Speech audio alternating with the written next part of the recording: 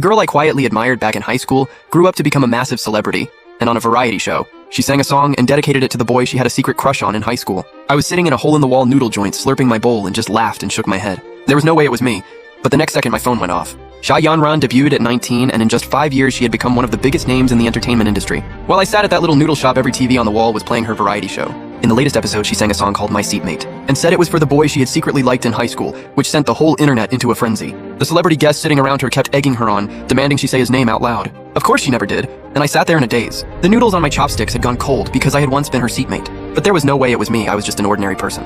Honestly, a pretty forgettable one separated from her by an ocean of differences. Just getting to sit next to someone like her at 17 had already been the highlight of my entire life. I put the cold noodles in my mouth and forced them down. The texture was off, and it made me feel a little sick as bad memories started crawling back up. Memories of being shoved into a bathroom stall and having my fingers stomped on. The guy who did that to me had also become a celebrity, and was now celebrated as the one true golden boy of the industry. In one interview, he had broken down crying and said, the thing he hated most in this world was school bullying because he himself had been bullied in high school. Beaten up by troublemakers in his class, dragged into a bathroom and had his fingers crushed, and that it had left him with severe depression that he still had not been able to fully recover from. It had trended online for days, and plenty of other celebrities had come out in support, posting against school bullying, and that same guy was also a guest on this variety show. When Xia Yanran performed her song, he was sitting cross-legged on the grass, clapping along. Funny enough, he had also been her seatmate at one point and was right there in the crowd egging her on. When everyone was pushing her to say the guy's name, he was probably hoping to hear his own. I paid my bill and walked out of the shop. Whatever I had been thinking about was already gone from my head. It was freezing out. I just wanted to get home and warm up.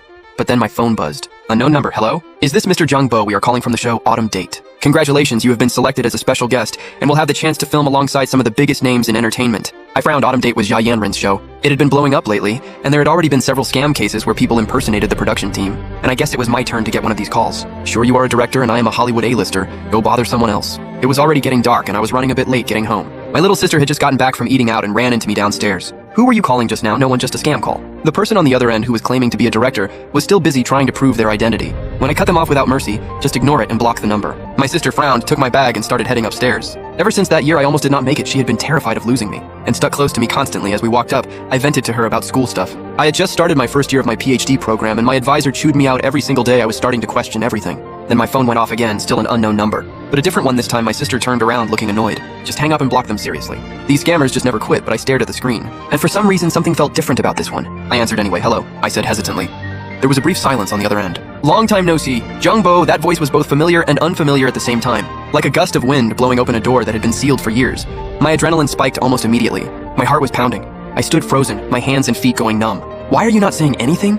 Was it weird of me to call you out of nowhere like this? No, not at all. Getting a call from Xia Yanran had completely thrown me off. Sure, we had been classmates, but that was about all we ever were. No real connection outside the classroom, and I could not imagine how there ever would be.